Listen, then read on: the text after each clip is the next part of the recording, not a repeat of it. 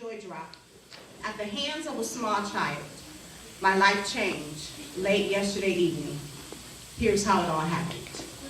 I visited a classmate's house for a reunion meeting, only to find out my weeks were crossed up and there was no scheduled meeting. In the basement of her home, I reached down to touch the softest French berries that I've ever seen. They were sprinkled with cotton ball ringlets on the head of a small little chocolate boy. I'm guessing he's around 4 years old. As I reach to stroke his hair and remove those cotton particles, he simultaneously buried his face in the side of my head.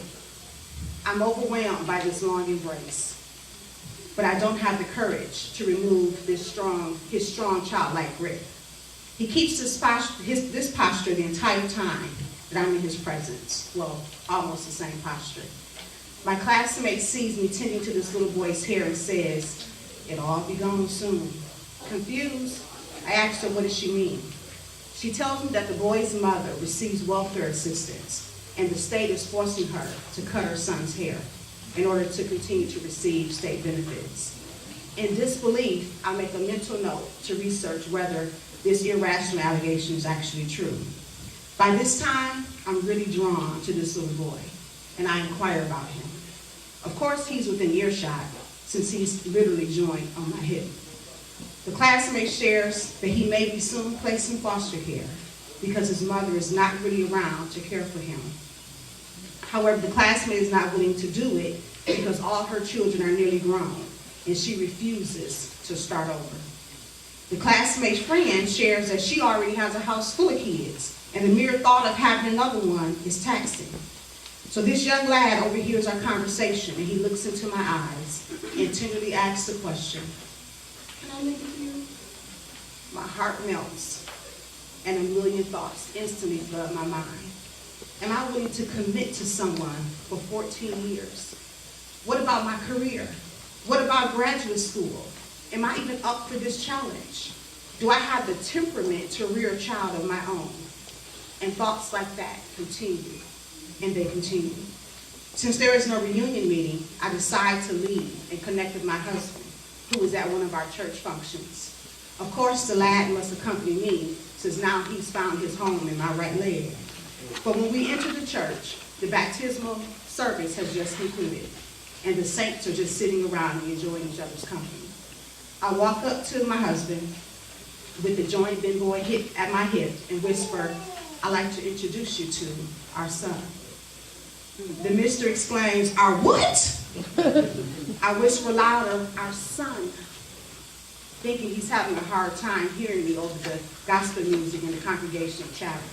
I continue with, "I've been asking you to give me a puppy for years, and you never did. So here's our son." He laughs robustly and looks at me as if I'd just fallen on my head and loosened a couple of marbles. Not the reception that I was expecting. I decided to leave and research whether that bizarre haircut allegation is actually true. I drive to a local social work's office and I look up on informational session. Many issues were on the floor, but I am struck by the outcry of the welfare system recipients. There is no greater time than now for me to pose my question. I asked the representative, "Is it true that little boys can't wear their hair braided?" The representative responds, "Yes, you are correct. Braids are a cultural practice that the state does not agree with. As a result, the state will not financially support any household who engages in such a practice." I'm utterly shocked by her response, and for once, I'm unable to speak. Yet I do muster a simple thank you. As I sit and listen to the chaos, the little boy has now nestled his face into my right armpit. I couldn't even imagine what thoughts were going on through his young mind. Mentally exhausted from the meeting's racial overtones, I decided to leave. I returned to my classmate's house to drop off the chocolate joy drive. We enter the house, still joined together. He has now returned to his original position of his face being buried in the right side of my leg. I make small talk with the ladies and confirm the bizarre haircut claim. The young lad finally releases me to go get something to drink. Since we are no longer joined together, I cannot lose this opportunity to escape. With the events of the day, I have made up my mind that the adoption system and that process, if it resembles anything like the welfare system, I'm not built for it. Besides, without the support of my husband, the adoption fee appears less appealing. Also, in my subconscious mind, I'm immediately reminded it takes 2 yeses and 1 no. Advice that Dr. Phil gives couples when they're considering rearing a family. As I make my way down the hall, I hear in a desperate, faint voice, the little boy curiously asks, "Where'd she go?" Of course, my heart sinks as I exit the house. This small child momentarily changed my life, even if it was just in a dream. Wide awake, and almost a year later, this dream still tugs at my heartstrings. It forces me to occasionally ask about how many little chocolate joy drops are without nurturing homes, lost in an unjust welfare system, just waiting for someone to affirmatively respond to their most earnest question. Will you adopt me?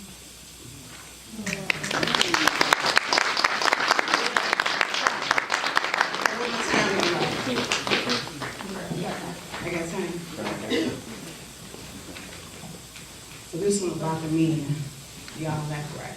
Okay. Windows to our souls. It was a community affair, joyous occasion, small town, many familiar faces, frequent hugs. It felt like a family reunion.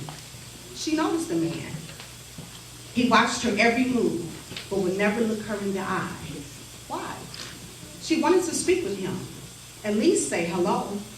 He became lost in the crowd. As they departed, destiny forced their paths to cross. It finally dawned on her. This was the man who had violated her 20 years ago.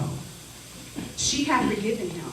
She had forgotten about the entire incident, relieved of all of those negative feelings. She spoke, she weighed, she moved on. But I guess he hadn't forgiven himself.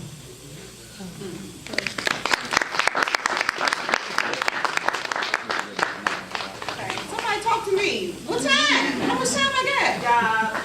3 more minutes. 3 more minutes, okay. I can do short ones, okay.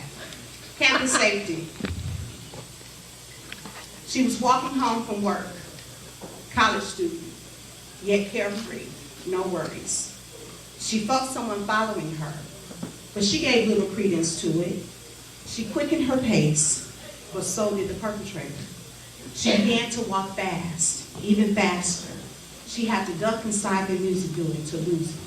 Scared and panicked was she. What was she to do next? If she exits the building, he may still be there. Waiting for her. Yet she had to bring herself to safety. With her heart still racing, she tried to calm herself. She opted to call campus safety, the campus police. "Please help. Someone is following me. I'm near the boom, boom, boom, boom, boom." Her heart was telling her it was time for her to make a move. She slowly crept out the building, watching to see if the perpetrator was there, waiting for her. Prayerfully, he wasn't. She walked across the street to her apartment, still panicked, still scared. She told the doorman about her experience, but before she could really get to what happened, she burst into tears. What would possess someone to want to bring evil upon her? She was an upstanding citizen. She was a college student studying to be a school teacher, scholarship recipient, part-time secretary. She brought laughter and joy to people's lives. She made her parents proud, never shamed the family. Why? This question would probably tug at her for the rest of her life.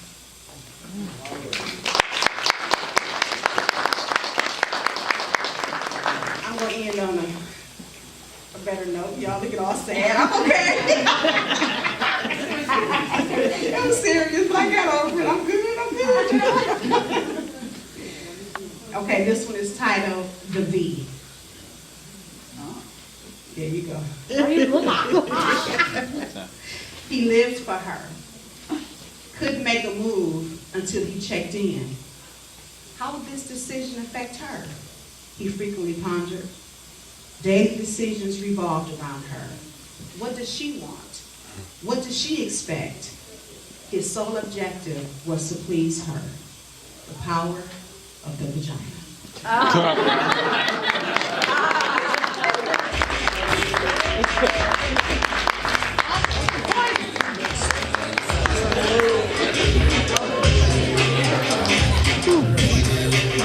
Let's hear it for Lady DeShawne.